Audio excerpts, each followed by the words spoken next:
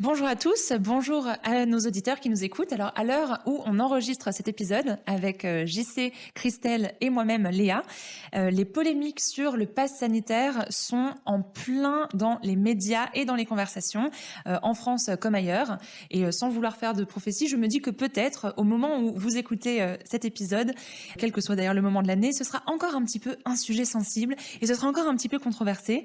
Et derrière les apparences de cette crise, peut-être qu'on peut aller continuer de gratter la surface et de chercher et trouver encore plus de sens. Alors voilà, on s'est réunis tous les trois et on s'est dit quelles sont les leçons qu'on peut apprendre de cette crise.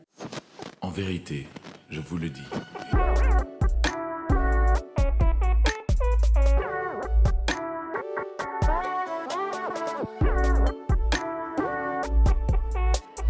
It is like a finger pointing away to the moon. Les leçons de la crise, un petit point d'étape sur la situation, là où on en est aujourd'hui, là où vous en êtes, vous, aujourd'hui. Et on a aussi envie de vous dire que c'est une collaboration et une discussion qu'on veut faire ensemble. Donc, quelles sont vos leçons de la crise à vous aussi, auditrices et auditeurs? On va lancer une série d'articles sur imagodei.fr, qui est l'hôte de Sagesse et Morito, une série d'articles sur nos leçons. Mais quelles sont vos leçons? N'hésitez pas à venir sur imagodei.fr pour laisser vos commentaires, pour nous partager vos propres expériences. On a hâte de réfléchir à ça avec vous et puis d'avancer ensemble. Donc JC, tu as des leçons à nous partager sur la crise. Oui, j'ai des leçons à donner à tout le monde. En fait, je pense que c'est la crise qui nous a tous donné des leçons. J'ai pas la prétention de savoir toutes les leçons, mais voici, j'ai sélectionné 5 leçons dans l'ordre qu'elles nous ont été manifestées pendant cette crise-là. 5 leçons qui sont des leçons sociales, mais aussi des leçons personnelles. Donc, je crois que vous allez être capable de répondre, vous aussi, avec vos propres expériences quant à ces leçons-là. Ouais, parce qu'en équipe, on s'est rendu compte que chaque crise, c'est aussi une occasion de réfléchir. Alors là, on a une crise gigantesque qui touche l'entièreté de l'humanité, il faut dire ce qui est. C'est sûr que c'est l'occasion pour nous de s'arrêter un petit peu, réfléchir, et plus qu'autour d'un café ou d'un mojito, ou de la énième discussion au dîner sur les règles sanitaires, mais d'aller voir un petit peu plus loin. Donc, leçon 1, vous êtes prêts? C'est le péril des longues traînes. Qu'est-ce qu'une longue traîne? C'est pas une longue traîne de mariage, parce que peut-être qu'il y a des gens qui pensent à ça, puis qui cherchent des robes de mariée, on ne sait pas. Mais le péril des longues traînes, c'est un concept économique en anglais, c'est fat tails. Donc, vous imaginez un graphique avec une distribution de puissance. Et dans le fond, les longues traînes, c'est-à-dire c'est des événements qui arrivent peu fréquemment, mais qui finissent toujours par arriver. Ouais, c'est comme, s'il faut se le représenter sur un graphique, c'est un toboggan en fait. Hein. Donc, bon, ça chute très fort au départ, et puis l'arrivée est très très longue. Donc on parle de quoi comme événement? Par exemple, une météorite qui vient enlever tous les dinosaures de la planète. C'est un excellent exemple. Et ça c'est, la traîne n'est pas si grosse d'un météorite de cette envergure-là, mais qu'il y a un météorite d'une envergure moindre dans le prochain siècle, c'est certain que ça va arriver. D'autres exemples, le tsunami, par exemple, ou un tremblement de terre, ou une guerre majeure où il y a plus de 5 millions de morts. Bon, si je devais gager qu'il allait y avoir une guerre majeure cette année, probablement je perdrais ma gageure. Mais je suis à peu près certain de gagner la même gageure si je devais dire qu'il va y avoir une guerre majeure dans les 100 prochaines années ou les 50 prochaines années. C'est un petit peu lugubre, en fait, ce graphique. C'est un peu lugubre, mais je veux dire, ça fait partie de la vie. C'est pour ça qu'on se paye des assurances incendie ou des assurances pour les voitures. On est conscient que, ce genre de choses-là arrive rarement, mais on ne veut pas être mal pris quand ça arrive. Et on a l'impression, avec la COVID, qu'on n'avait pas payé nos assurances COVID. On n'avait pas, une pandémie de grippe, une pandémie d'influenza ou une pandémie comme la COVID, c'était peu probable que ça arrive en 2019, mais c'était 100% prévisible, c'était une certitude qu'il allait avoir une de ces pandémies-là. Au bout d'un moment, donc à quelque part, tu as un gouvernement français ou canadien, ça te prend un plan pour la pandémie, un plan ou belge. Merci.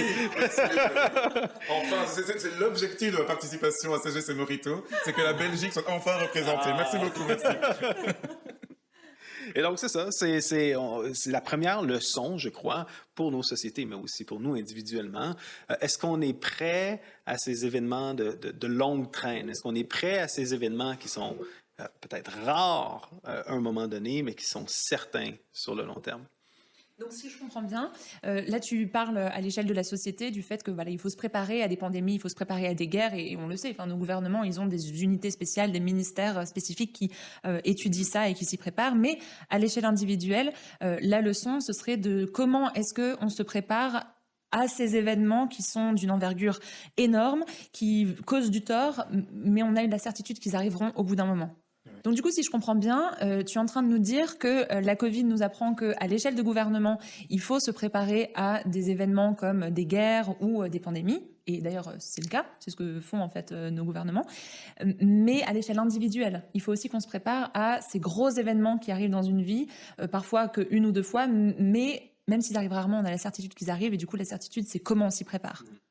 C'est vrai que la crise qu'on a vécue, si tu l'analyses, ça nous amène quand même à se poser la question, est-ce que nos gouvernements étaient vraiment préparés à ce que cette pandémie arrive? Je peux vous dire qu'il y a beaucoup de commentaires là-dessus, aussi sur l'origine de la pandémie. Est-ce que les communications d'urgence se sont faites au moment où il fallait, à l'hiver 2019, hein, c'était là les premiers cas de Covid-19. Hein, c'est pour ça que ça s'appelle Covid-19 et pas Covid-20. Hein. Et on se dit, ouais, est-ce que les gouvernements étaient vraiment préparés? Alors que tu compares, il y a quelques jours, j'étais à Paris, et j'ai un ami qui travaille pour la RATP, pour la sécurité dans les métros. Et il est dans ces cabines, vous savez, les cabines où on contrôle les métros pour pas qu'ils se percutent les uns les autres, etc. Et il m'a invité dans sa cabine, c'est à la fin de son shift. Et ouais, j'étais vraiment comme un petit gamin, tu sais, dans le cockpit d'un avion, tu vois, des grands écrans pleins de lumière. T'as pu toucher au bouton? Non, je voulais, mais c'est pas autorisé, j'avais trop envie.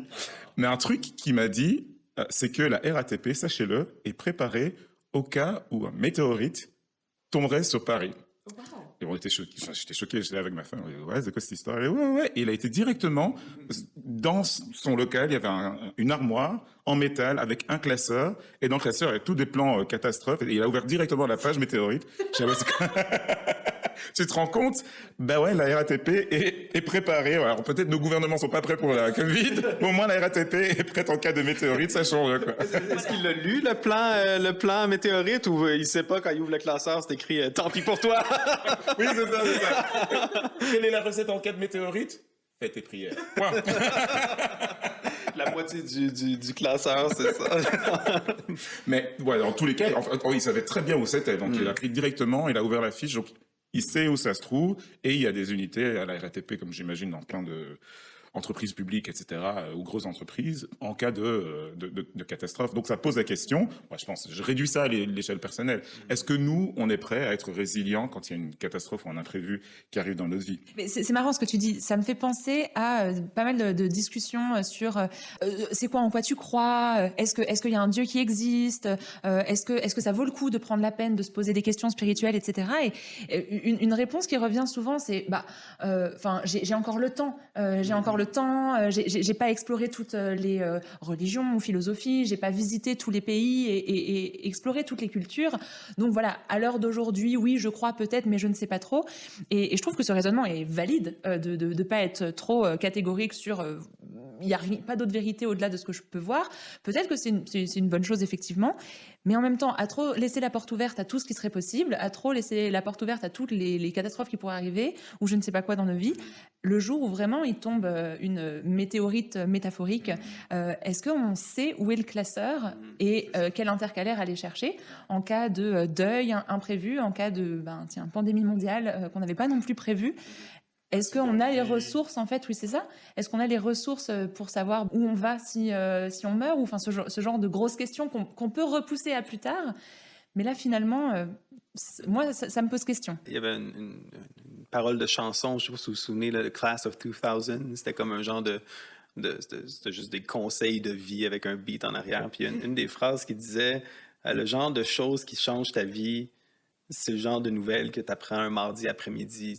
C'est pas... On a souvent l'impression que les choses qui vont changer nos vies, c'est comme planifié, c'est grandiose, c'est quoi que ce soit, mais c'est vraiment le genre de choses qui te frappent de plein fouet quand tu t'y attends pas. Puis ça peut être la mort d'un proche, ça peut être un diagnostic auquel tu t'y attends pas. Puis C'est dans la parole, dans la Bible, Jésus parle de ça aussi. Il parle de l'image de quelqu'un qui a bâti sa maison sur le sable versus quelqu'un qui a bâti sa maison sur le roc. Là, à un moment donné, la tempête va venir. Mais c'est quand la tempête ou le météore ou la pandémie vient qu'on voit les fondations, soit d'une société, la fondation de nos politiques, mais la fondation de nos vies. Donc, c'est une question à se poser, c'est certain. Et du coup, je pense peut-être la pratique, la sagesse pratique de vie derrière cette parole, que tu rappelles, hein, c'est un fou qui construit sa maison sur le sable en se disant bah voilà, ma maison elle est construite, c'est tout ce qu'il faut. Mais quelqu'un qui est sage, en revanche, va construire sa maison sur quelque chose de solide. Bon, le résultat visiblement est le même, c'est deux maisons, mais les deux vont pas résister de la même manière en cas de tempête. C'est sans doute que plutôt que de dire voilà mañana, comme on dit en Espagne, plus tard, on va s'en occuper plus tard. De se dire aujourd'hui c'est le jour en fait. Aujourd'hui c'est le jour où je commence. Aujourd'hui c'est le jour où je m'engage. Aujourd'hui c'est le moment où je vais me poser des questions importantes sur moi, sur mes objectifs dans la vie, sur ma santé spirituelle, émotionnelle, psychologique et de se dire je vais construire ça petit à petit, jour après jour, parce que de toutes les façons ça me fait du bien jour après jour. Et le jour où quelque chose de majeur arrive dans ma vie, je serai quand même nettement plus équipé pour savoir comment affronter les Covid-19 personnels qui arrivent dans notre vie, quoi. Fait qu'on peut blâmer le gouvernement, mais commençons par prêcher l'exemple dans nos propres vies. Ça, c'était la première leçon. Est-ce que tu peux nous la résumer en quelques mots? Donc, on vit dans un monde où il y a des événements qui sont rares, mais prévisibles. Donc, est-ce que vous savez dans quel classeur aller chercher le modus operandi en cas de crise dans vos vies, et notamment d'un point de vue spirituel? Et ta deuxième leçon, JC? Bon, ma deuxième leçon, vous allez dire que c'est, comme on dit en anglais, truism. Je ne sais pas c'est quoi le mot français. Le mot français pour ça, c'est truisme. Bon, c'est un truisme. Et c'est de dire qu'on est dans un monde connecté. On est dans un monde connecté, qu'on le veuille ou non. Je pense que c'est important de le souligner. Il y a quelque chose de fou, moi en tout cas, je trouve ça fou de penser qu'on est tous connectés avec le premier Wuhanais qui a eu la COVID-19 à l'automne 2019. Qu'il y a comme à travers des câlins, des coups de main, des éternuements, on a comme tous ceux qui ont eu la COVID ont un lien avec cette personne-là. On dit maintenant que la COVID, il y a des bassins animaux qui ont la COVID. Donc, il y a des chevreuils au Michigan qui ont la COVID, il y a des visons qui ont la COVID. Donc, on est connectés. Même si on ne voudrait pas être connecté parfois. Hein? Des fois, on aurait le goût de dire arrangez-vous. Ça, c'est un problème chinois, la COVID, arrangez-vous. Et moi, je ne sais pas si j'ai très envie d'être connecté à un bison au Michigan. Non! Et donc, moi, je me souviens au tout début de la crise, j'avais vu un reportage à la télévision qui parlait de la COVID en Chine, puis c'était comme si c'était quelque chose de déjà terminé, puis ça critiquait le gouvernement chinois et tout. Puis en même temps, on commençait à entendre des rumeurs que non, il y a des cas en Italie, il y a des cas en Iran, puis peu à peu, ces pays-là, c'est de l'autre côté de la Terre pour nous, mais peu à peu, ça se rapprochait de chez nous. Puis à un moment donné, c'est le beau-frère de la belle-sœur de quelqu'un qui travaille avec un tel qui a eu la COVID pour vrai, puis à un moment donné, c'était comme un cousin éloigné, puis un cousin, puis un membre de la famille, puis parfois c'était nous, un parent. J'ai eu la chance de ne pas avoir la COVID à ce que je sache, mais je veux dire, à quelque part, on est tous connectés. Puis on aurait voulu être déconnectés pour poursuivre nos vies normalement, mais on ne pouvait pas, justement parce qu'on est tous connectés. Ça me rappelle un petit peu certains récits de science-fiction, notamment ce qu'on appelle l'effet papillon, et il y en a eu un film, et c'est presque vertigineux en fait de se dire qu'un petit battement de cils ou un petit battement d'aile peut à l'autre bout de la planète faire un tsunami ou quelque chose d'horrible parce que ça se propage comme ça, et j'ai l'impression que c'est le genre d'histoire qui nous fascine parce que ça paraît absurde et impossible et qui nous effraie aussi, et peut-être c'est pour ça qu'on n'a pas envie d'être connectés les uns aux autres ou de faire comme si on était tout seul. C'est beaucoup plus simple en fait de gérer juste sa vie, c'est déjà compliqué en fait mais quand en plus on se dit mes propres actions ont un impact non seulement sur les gens autour de moi, mais peut-être même à une échelle qu'on a du mal à saisir, l'ensemble de la société ou l'ensemble de la civilisation, ça fout un peu les chocottes. Oui, c'est clair, c'est clair. On est connecté, mais tout ça s'imbrique, s'ajoute, s'imbrique, c'est le mot à choisir, au fait qu'on est techniquement super connecté. Les routes sont connectées, les voies. Si la Covid a apparu en Italie, c'est parce qu'il y a eu des voyages entre les deux pays par avion. On est connecté sur le plan électronique, etc. On vit dans un monde qui est hyper connecté. Alors, jusqu'il n'y a pas longtemps, c'était un concept. nous vivons sur une planète interconnectée. Là, on le ressent dans notre chair, hein, à l'échelle de la planète, où le monde s'arrête pendant 1 an et demi, maintenant 2 ans bientôt. Et vous savez, cette idée-là, de dire oui, il faut prendre soin de ton prochain, c'est une idée qu'on a beaucoup entendue, qui vient de la Bible. L'idée à la base, c'est mon prochain, c'est mon voisin. C'est la personne qui est enfin, prochain, ça s'entend. Hein, donc, c'est la personne avec qui je vis, en fait, hein, qui est concernée par ce que je fais, qui est affectée par ma manière de vivre, parce qu'elle n'est pas loin de moi. Ben, ce qui est évident aujourd'hui, c'est que mon prochain, littéralement, ça peut être n'importe qui. Je suis le prochain de la première personne qui a contracté la Covid-19 en 2019, en fait. Et donc, l'humanité entière, c'est mes prochains. Et je crois que ça change un petit peu les catégories, de se dire, on est tous liés, on a tous une sorte de destinée interdépendante en tant qu'être humain à l'échelle de la planète. C'est comme ça, on vit dans un monde qui est interconnecté à l'échelle de la planète. Ce qui pose la question de comment est-ce qu'on met en pratique, si on veut le mettre en pratique, aime ton prochain comme toi-même. Exactement. Et pendant la crise, ça a été en partie en se déconnectant du prochain. Mais on y reviendra. Pour la leçon 3, changer rapidement, c'est possible quand on le veut vraiment. Il y a de ça dans les crises, hein? Souvent, même dans notre vie personnelle, les crises, c'est ce qui nous pousse à changer. Et on a vu ça au niveau, à l'échelle de la société, à quel point des choses qui étaient impossibles de changer ont pu être changées en un clin d'œil. Moi, j'ai un ami qui travaille pour une grande compagnie à Montréal, puis ils sont syndiqués, donc ils étaient en renégociation du contrat de travail début 2020. Puis une des pierres d'achoppement, c'était l'entente sur le télétravail. Donc, certains employés auraient apprécié pouvoir faire du télétravail 1 ou 2 jours par semaine. Puis l'employeur était complètement fermé à cette idée-là. Pour eux, c'était non, les gens vont en profiter pour faire leur lessive. Il va y avoir de la perte de productivité. Il n'y en est pas question. Donc, ça semblait être complètement fermé. Puis, en l'espace d'1 semaine, cette compagnie-là a dû renvoyer tout le monde chez eux, équiper tout le monde pour le télétravail, puis finalement réaliser qu'il y avait des gains de productivité importants dans le télétravail. Donc, il y a des choses comme ça qu'on n'aurait jamais cru possible, on nous trouvait finalement, ce qu'on réalise, des excuses pour ne pas faire, mais qu'on est capable de faire quand il y a une crise. Je ne sais pas, chez vous, respectivement, que ce soit personnellement, s'il y a des choses comme ça que vous avez vu changer, que vous n'auriez jamais cru voir changer. Je pense pas que ça aurait été possible pour moi de faire du pain presque toutes les semaines. Mais clairement, 2020, c'est l'année où je me suis mis à faire du pain régulièrement. D'ailleurs, Christelle, je dois te dire merci parce que je me souviens, c'est en voyant tes photos de pain tellement doré et croustillant sur les réseaux sociaux que je me suis dit, mais moi aussi, il faudrait que je me mette à faire du pain. Donc, si on reprend la leçon 2 de l'effet papillon, un truc que j'aurais jamais cru possible, que je fasse du pain, c'est grâce à Christelle qui était à l'autre bout de l'Europe. Donc, bravo, 2 leçons en une. Donc, devenir boulanger, il y a des choses. À Montréal, par exemple, chez nous, il y avait un gros souci au niveau des personnes en situation d'itinérance, des sans-abri.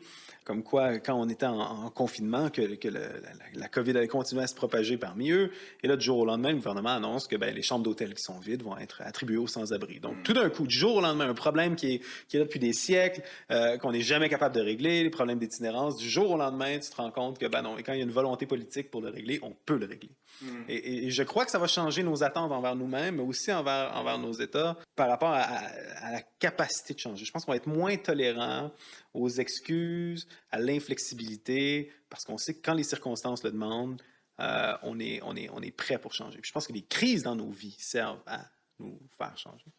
Et déjà, ça me rappelle quand il y a des catastrophes naturelles et qu'on voit des efforts incroyables se déployer par des ONG ou tout simplement des gens qui se sentent concernés pour voyager à l'autre bout de la planète, aider les personnes qui ont leur maison en débris parce qu'il y a eu une inondation ou un tremblement de terre.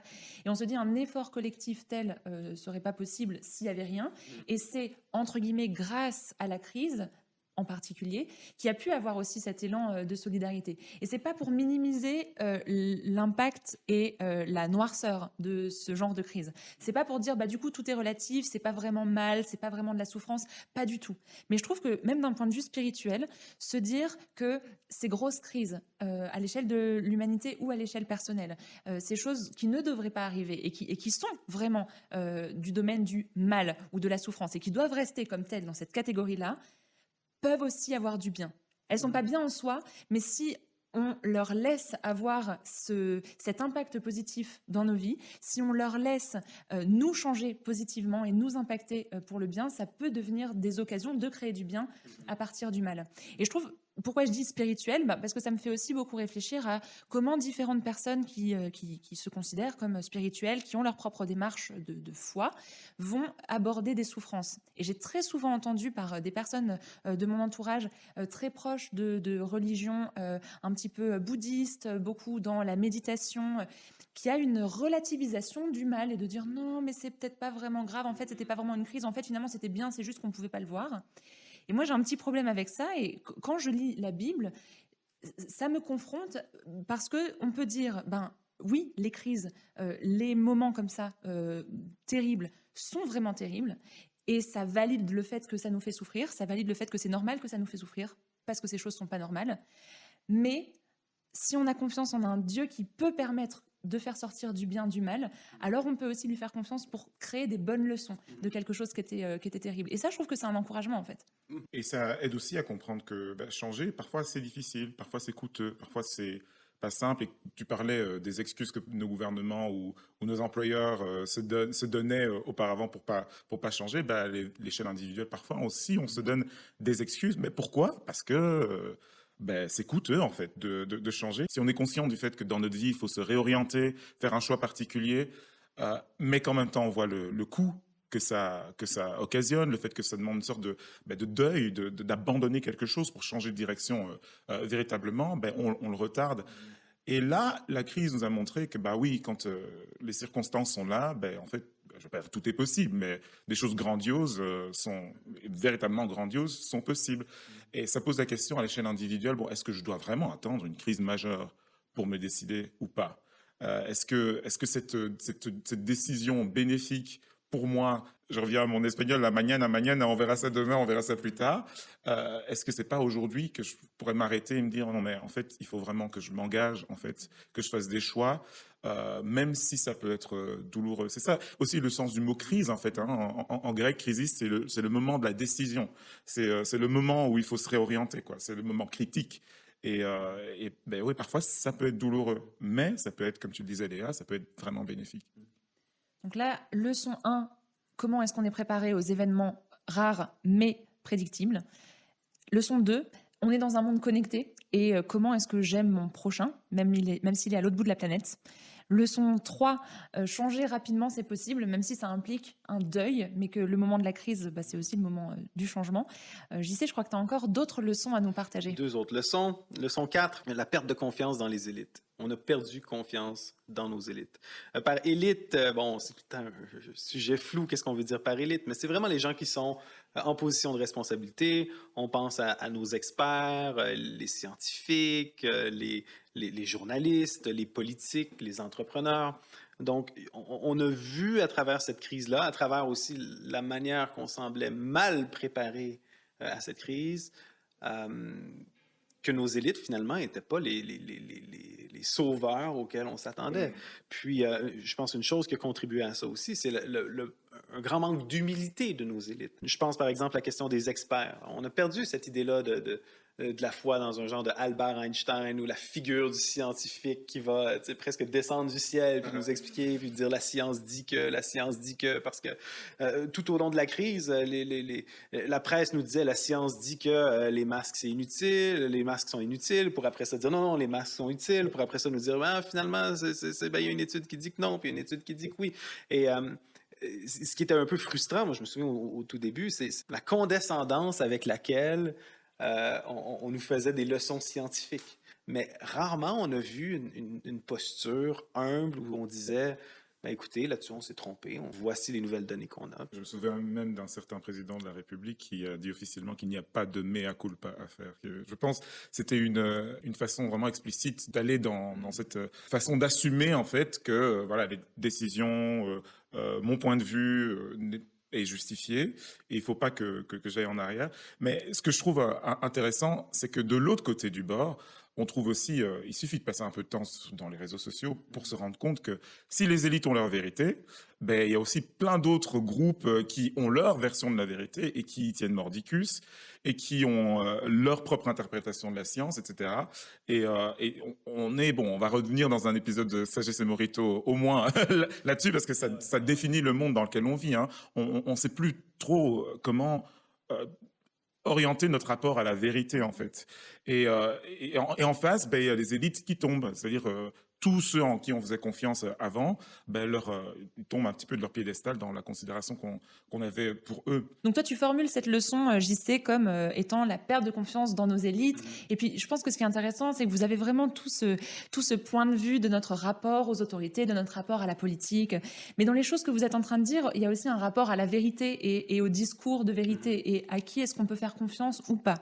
Et moi, j'ai l'impression, en vous entendant parler, d'entendre dans le fond de ma tête toutes les discussions sur non, mais il faut croire au gouvernement qui dit ceci pour les vaccins, mais non, il ne faut pas croire parce que tout ça c'est un complot, mais non, ceci. Bref, vous mettez les mots derrière que vous voulez, mais on a tous eu et entendu ces discussions-là. Et il y a un petit peu cette bataille d'idées. Si tu suis le gouvernement ou les réglementations générales, alors tu es un mouton, mais si tu les suis pas, alors tu es un complotiste. Et on est encore plus sur les réseaux sociaux dans cette bataille d'idées, cette bataille d'arguments. Mais si on en revient à ce texte qui a été écrit il y a, je sais pas moi, 6000 ans ou plus, qui dit que toutes les femmes, tous les hommes, bref, tous les êtres humains ont été créés en image de Dieu, en fait, si on est sécurisé dans cette identité-là, si c'est là-dedans qu'on trouve notre identité, qu'il n'y a pas besoin en fait de se poser la question est-ce que je suis un mouton ou est-ce que je suis un complotiste ou est-ce que... Alors, est-ce qu'on a besoin de défendre à ce point-là notre point de vue? Est-ce qu'on est mis en danger par la personne en face qui ne pense pas pareil? Est-ce qu'on va du coup labelliser la personne en face aussi durement et aussi difficilement? Enfin, bref. Moi, cette leçon-là, j'aurais vraiment envie de la mettre sur l'angle de l'identité. Parce que je pense que c'est ça aussi. Si on est sécurisé dans notre identité, l'autre qui pense pas comme nous en face, eh ben, il nous fait pas peur. Voire même, l'autre qui nous fait du mal, l'autre qui nous fait une offense, ne vient pas nous détruire.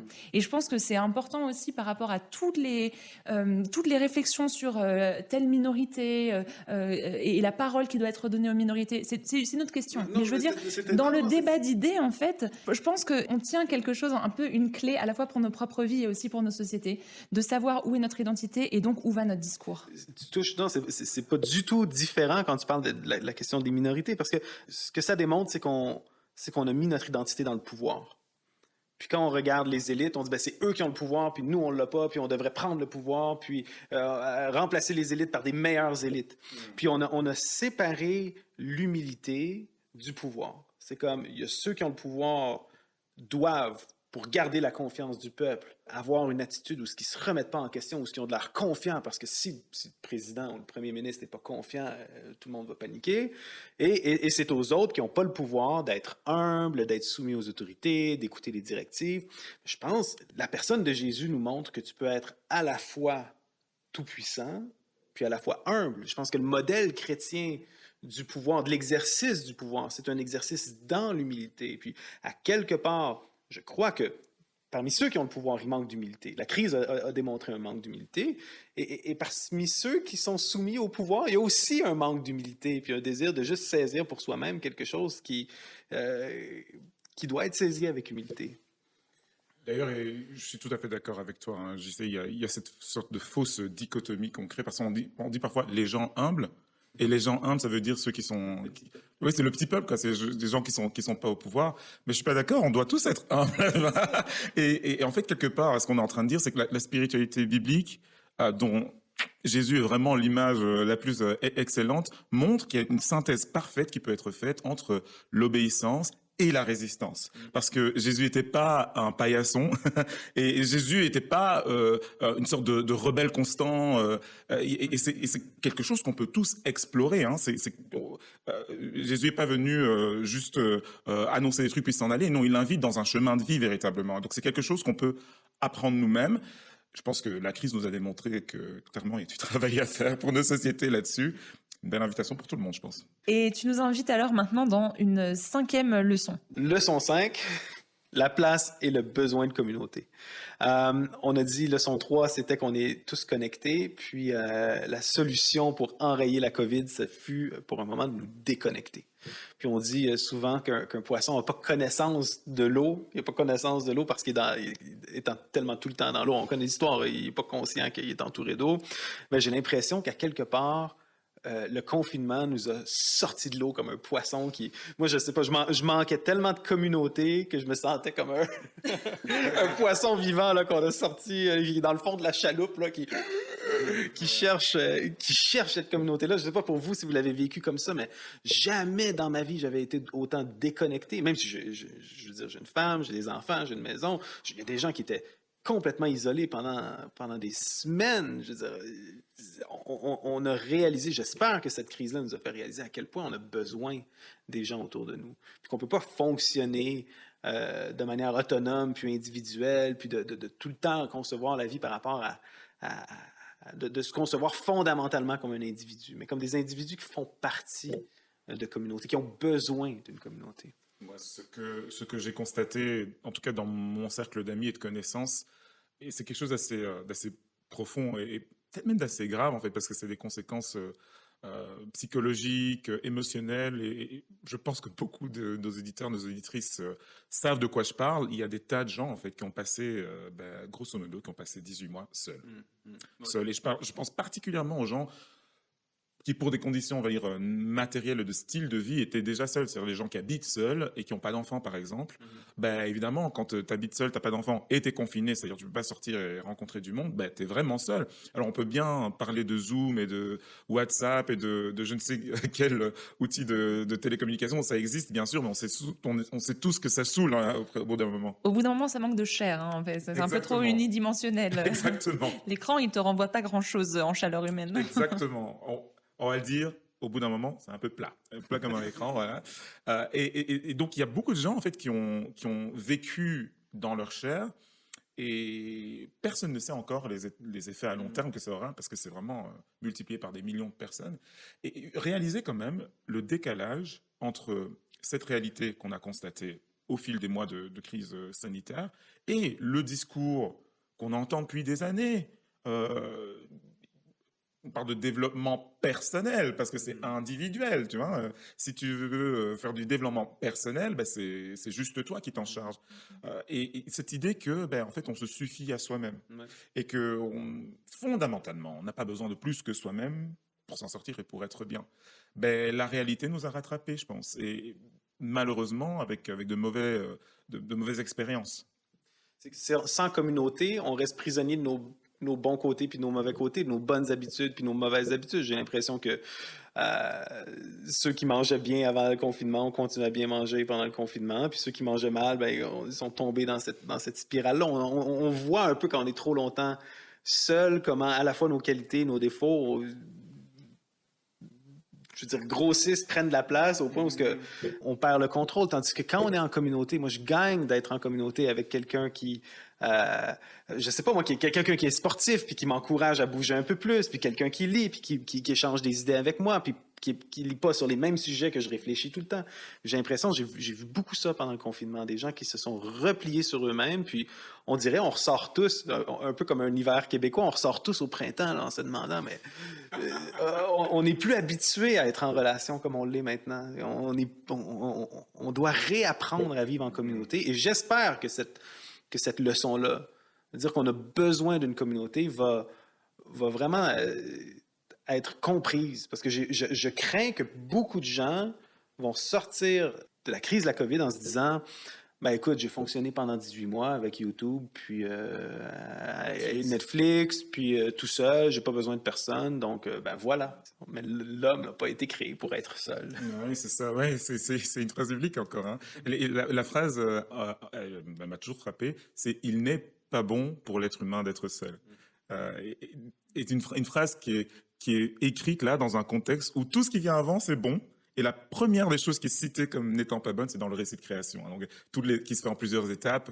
Et toutes les étapes sont Dieu constate que c'est bon, puis passe à l'étape suivante. Et la première fois qui dit que quelque chose n'est pas bon, c'est quand il constate que l'être humain est seul. Et c'est pour ça que Ève est créée. Ça nous amène vraiment à des défis personnels, hein, parce que j'ai envie de dire aux auditrices, aux auditeurs qui sont là, qui nous écoutent, qui ont peut-être vécu en fait les deux phases de se laisser aller en confinement ou de se reprendre en main en confinement. Aujourd'hui, à qui, ce soir ou demain matin, à qui est-ce que tu vas passer un coup de fil pour savoir comment il va depuis 18 mois, hein? Et au-delà des 2-3 messages superficiels qu'on s'est échangés, quelle démarche active est-ce que je vais faire pour entretenir la communauté? Et entretenir la communauté, ça se mesure en temps. Ça se mesure en investissement émotionnel. Et oui, c'est nécessaire parce que vraiment, on aide des gens à aller mieux et on en a besoin nous-mêmes. Donc, c'est vraiment un défi particulier qu'on peut relever.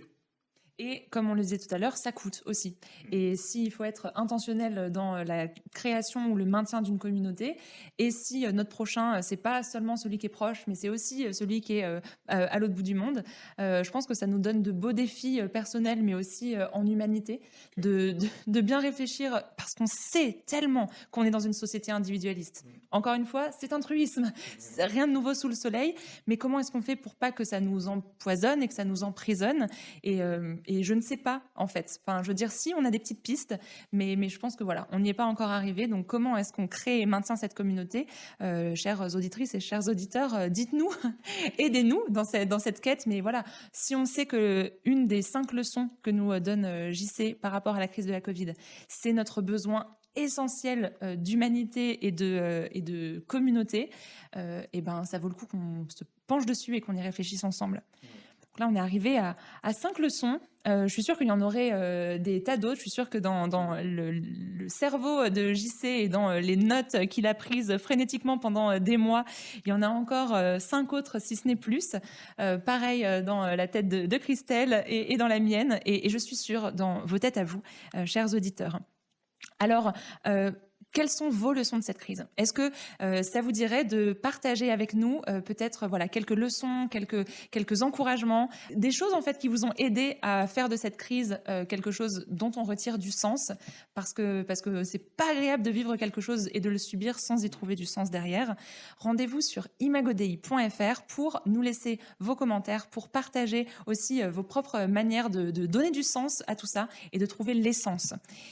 Rejoignez-nous dans la communauté Sagesse et Morito sur imagodei.fr. It is like a finger pointing away to the moon. Merci d'avoir été avec nous pour cet épisode de Sagesse et Morito. Abonnez-vous à la chaîne YouTube, retrouvez-nous sur toutes vos applis de podcast préférés et sur les réseaux sociaux. Et pour rejoindre la conversation, rendez-vous sur imagodei.fr.